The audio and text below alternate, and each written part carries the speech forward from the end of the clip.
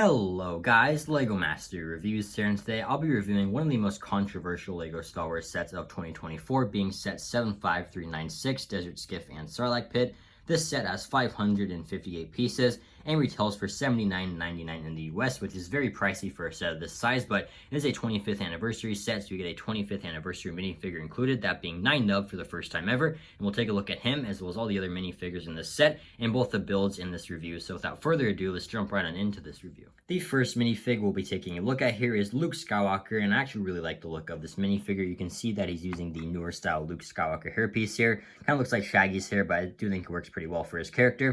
The face printing is also very detailed there. You can see he has a frown on one side and a smile on the other, and while it's nothing new, I still think it works quite well. Obviously, a new face expression would be nice, but if it's not broke, don't fix it. The torso printing also looks amazing there. You can see there's bits of black prints down there, as well as like some lines and like a belt on the front, and that belt also continues down to the back of his torso there, so that's great. And there's also bits of gray on his legs that continue down from the torso, so that's also nice. And you can see there's like lines on his knees there, so a lot of nice detailing on him. He also includes his lightsaber here, which looks amazing. And if you want to give him a pair of handcuffs, you can also do that because there is 3 handcuffs included in the set, so that is an option as well. And overall, while not my favorite minifigure of the set, I still think this is one of the best Luke Skywalker minifigures to date. Next up is Han Solo, and this is probably my favorite minifigure of the set. I know that might be a bit of a hot take, especially when you have 9Nub in this set, but I'm really happy with this minifigure. I love the new face print and torso print. You can see that he's using the normal Han Solo hairpiece, which is one of my favorite hairpieces of all time, so I really don't think LEGO ever needs to change that. The face printing is so detailed there with like a smirk as well as some like squinted eyes there because you can't properly see it. And on the other side, you can see his eyes are fully closed there, so I love that detail as well. You can see some wrinkles printed in the shirt there. And on the other side, you can see some of his skin is showing there, and the print's not even faded at all, so I really appreciate that. And again, you can see his shirt kind of carries down to the bottom of his torso there, and you can see more wrinkles and stuff. My biggest complaint with this minifigure is the fact that he doesn't have any leg printing at all. And I really wish he had that, or even just dual molded legs would have gone a long way, because he has boots on. So I really would have liked that a lot, because I think the best Han Solo minifigure LEGO's ever made was the one that came in Cloud City, and he had like dual molded legs and side leg printing, and just looked beautiful. So I'm not saying he needed all of that, but I just think dual molded legs or just a little bit of leg printing would have been amazing. But you can also see he includes his handcuffs there, which can be removed, obviously. And overall, again, I think this is probably my favorite minifigure of the set. I just love the new prints on him, and I'm very happy with it. Next up is my boy Chewbacca, and there's really nothing new with this minifigure at all, but I think it's still a fantastic Chewie minifigure. There's nothing like definitely wrong with him, but I also think that there could have been maybe something new with him, because like there's like a Chewbacca minifigure that came in the ATST set that had like bits of snow on him,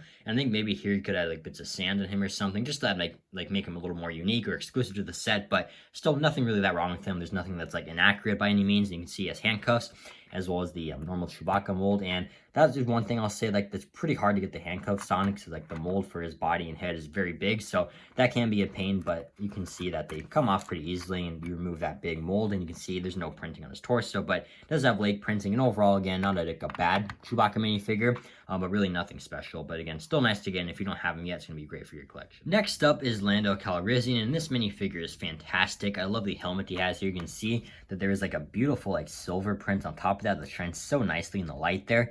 Just looks amazing. It's not like chipped or like even like scratched or anything. It's not like a dull print. It just looks beautiful there. There's also a print above that too, which is very nice, and you can see that the teeth on the front of the helmet also have a very nice print there. But I do think the jaw thing, like in between the teeth, definitely needed a print. I believe past versions did print on that, so that would have been nice to see, and I just really wish that was there. So it is a bit of a downgrade on that. His face printing is brand new, I believe, and that's also great. You can see his glorious mustache there is printed beautifully. And on the other side, you can see he has a smiling expression, which is also a great option. And with the helmet on, you can actually see his teeth too. So great customization there. I like that a lot. You can also see that the back of the torso is very detailed, like some lines printed down there, as well as some like buttons on the straps. Even like there's lines in like kind of like the belt on his torso. So that's great. And the front of the torso is very detailed as well. There are kind of like some specks on his armor, more of those lines, and like all around it just looks amazing. A lot of like really nice details that you wouldn't notice unless you really look closely. On the legs also just look amazing there. You can see there's printing on the hips as well as some printing on the actual legs, even some toe printing it seems, so that is very nice. And removing the axe, you can see that it's just made of like a spear piece as well as a clip piece with an axe. So that is very nice. And overall, I think this is a fantastic minifigure, but I do wish, again, that the print on the helmet was there. And also kind of wish that he had his hairpiece, because I believe his helmet does fall off during this battle. So that would have been very nice to get, but still a fantastic Lando minifigure. And while definitely not the best Lando minifigure of all time, I still think he's great. Next up is Boba Fett, and this minifigure is easily the most controversial minifigure of the set. So bear with me, I'm going to go on a bit of a rant here, but we'll just take a look at the minifigure first. You can see the helmet is very detailed. There's some like scratch marks on it, as well as even like the dents printed on there, and even like the lines on the side. You also get a rangefinder which can move up and down, so that's very cool. And removing the helmet, you'll find that there is a very detailed face print there with the stubble, as well as like a lot of scarring on the front of his face. And on the back of his head, you can also see there is some scarring there, so really nice detailing there. The torso printing is very detailed. You can see the logo there, as well as some lights and like some scuff marks in his belt. And on the one arm, you can see that there is a mythosaur printed on there, which is so detailed, as well as his wrist gauntlet there.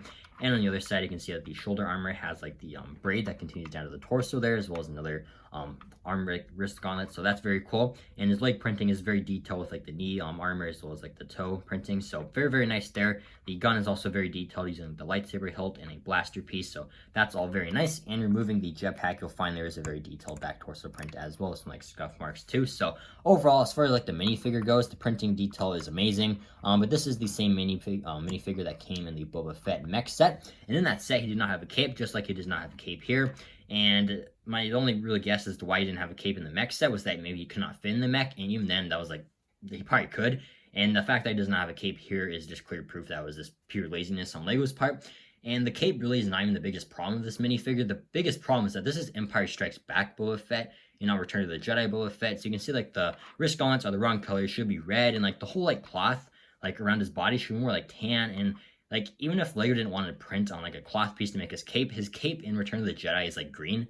So it's so lazy, and it just really sucks. And when your company's slogan is only the best is good enough, and you're not giving the best product in an $80 set, that's false advertising. You should change your company's slogan. So if Lego is going to continue to be doing stuff like this and not giving the best version of a minifigure, an inaccurate version of a minifigure, they need to change your company's slogan, because that's false advertisement, and it's very unfortunate. I just really wish the Lego would have made an accurate minifigure with a really cool cloth piece. And again, when you're asking $80 for a set, I feel like that should just be expected. So that is very unfortunate. I would really love to have seen a great Return of the Jedi Boba Fett minifigure. On a much brighter note, we have 9 Nub for the first time ever in 25 years, so that is just amazing. I love the head mold Lego gave him here. It looks great. I just love the details on the eyes, and the hat molded in there looks incredible. There's like different like layers on the hat, which is just amazing. And his ears look great, and again, just everything about it is just amazing. I believe Lego's done this species before, and they just printed the alien's face in like a normal minifigure head, so that looked a bit weird, but the new mold is just great here. I also love the torso printing there with the black jacket, and you also get a very detailed back torso print, and you can see that the leg printing is very detailed there with the holster as well. And he also includes a 25th anniversary stand, which you can place them on and connect them to the other 25th anniversary minifigures if you wanted to. So that's very nice, and this is a beautiful print on there as well. And overall, 9 Nub is a fantastic choice for this set, because obviously it's a Return of the Jedi set, and the fact that we have him now after 25 years is amazing. Overall, I think the minifigure selection here is very solid, but at the same time, I do think that we could have gotten like one of Jabba's henchmen, just because it's kind of like all the heroes versus Boba Fett. I just think like another character to kind of like even that out would have been very nice. But at the same time, you could maybe say that like 9 Nub takes the place of that, but also for an $80 set, I feel like it's not too much to ask for one extra minifigure. And some of the quality on these minifigures is questionable, to say the least, especially with Boba Fett. And obviously there's a few flaws with like Han and Lando, but Chewie, Luke, and 9 Nub are perfect. And like, I just feel like it's a pretty solid minifigure selection for the most part, but it definitely has its flaws. Now taking a look at the Sarlacc Pit, you can see it is beautiful. I love the different slope pieces they used for the sand here, and like you can see it's very, very random. Like you got a stud exposed and a cheese slope, and like obviously these pieces here, and like I just really like the randomness of it, because obviously it's a lot more like sand. It's not going to be completely smooth, like it's going to be rugged in some areas, so I like that. And again, there's a lot of exposed studs and tile pieces, and like some curved pieces too, which all look amazing here. You can see it kind of like goes down very smooth right there, and more studs and stuff. And on the other side, you can see, once again, there's just a lot of like random like cheese slopes and different slope pieces, again, more exposed studs and stuff. And then when you get to this side here, you can see it is obviously pretty plain. And this is mainly because this is like the area where you want to move the tentacles, which is a pretty cool play feature. And I do really like that, especially since you can grab one of your minifigures and kind of like place the tentacle on the minifigure. You can now like a minifigure be flying around like Boba Fett, for example. So that's a very fun play feature, and the tentacles on the Sarlacc Pit are very posable, and I do like the kind of like random angles you can get it at, so that is nice.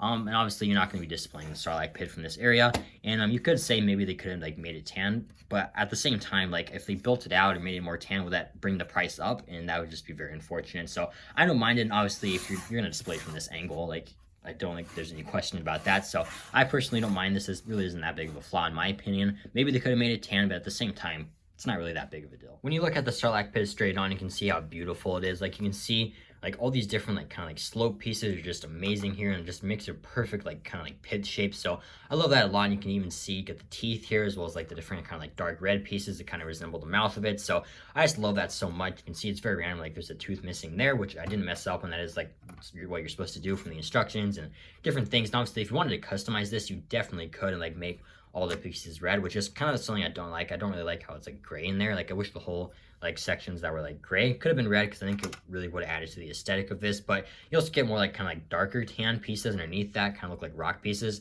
kind of like to the depth of this. And obviously underneath that is just plain black, because you want to make it look like a pit. So that's very cool, and I think this is by far the most like very pit-like Sarlacc Pit that Lego's made. Like other ones have kind of just been like not really like deep or like really sandy, but this one is by far just the best. It looks amazing. And then obviously you can see the mouth here, which it actually has room to place some minifigures. So place Boba Fett for no particular reason. You can see you just place him in there.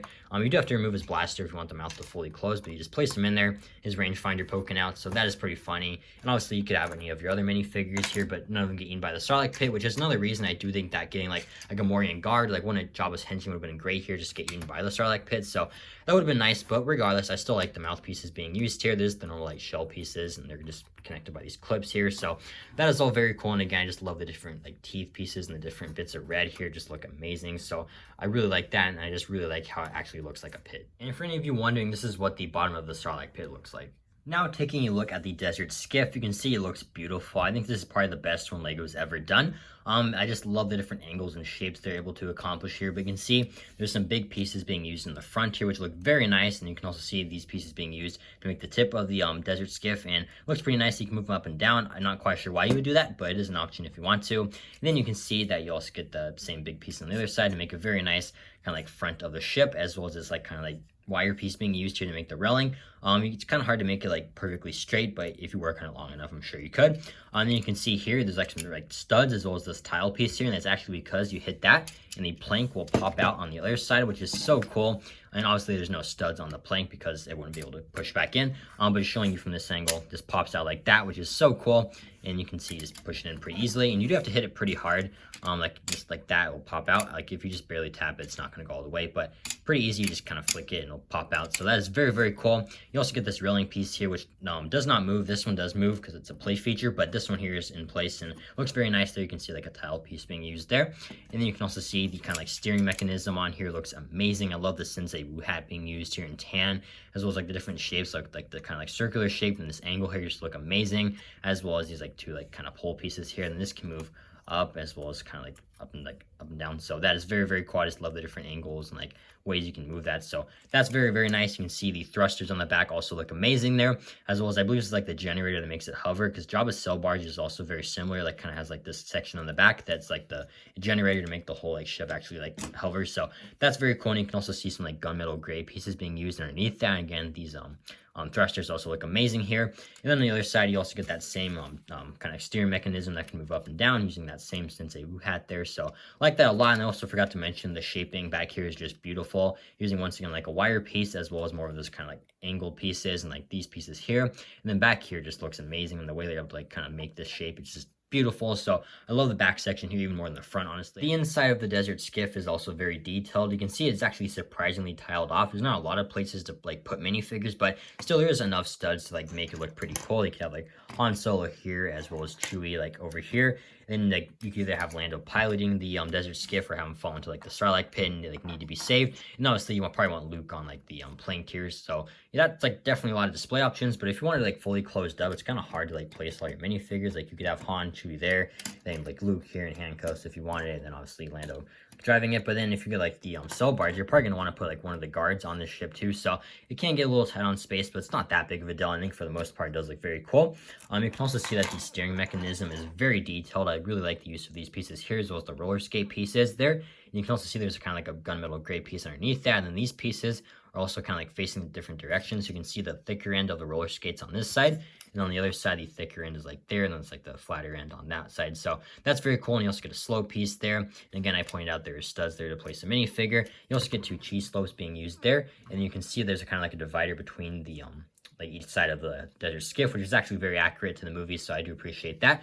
And then on the front, there's really not that much. It's mostly tiled off, and that's part of the section that needed a bit more studs, just because it'd be kind of cool to place a minifigure up here. And you still can, but if you're moving it around, they're going to fall over or just fall out. So that's a shame, but I still really like the interior for the most part. I love like the different details, especially on like the steering mechanism here. And also really like the attention to detail with like that area there. And there is enough studs to still make it work. I think the biggest flaw of this desert skiff build comes down to these clear pieces down here. Like, it's really not that bad, but I do think it could have been a bit taller. Like, if you just take the desert skiff there, then grab the Sarlacc Pit, it's really not that much taller than it. Like, you can see, put the plank out, and like Luke really isn't that much higher than the Sarlacc Pit in the movie. I'm pretty sure it's like, you can't even see it on camera, but it's like way up here. I kind of wish it was just a bit taller at least. But other than that, I do also kind of wish that the clear piece in the middle was like actually completely clear. Like, you can see it's using the gray piece right here, where the other ones are like completely clear up until it gets to like the actual desert skiff, and this one just has that like clear piece connect to that,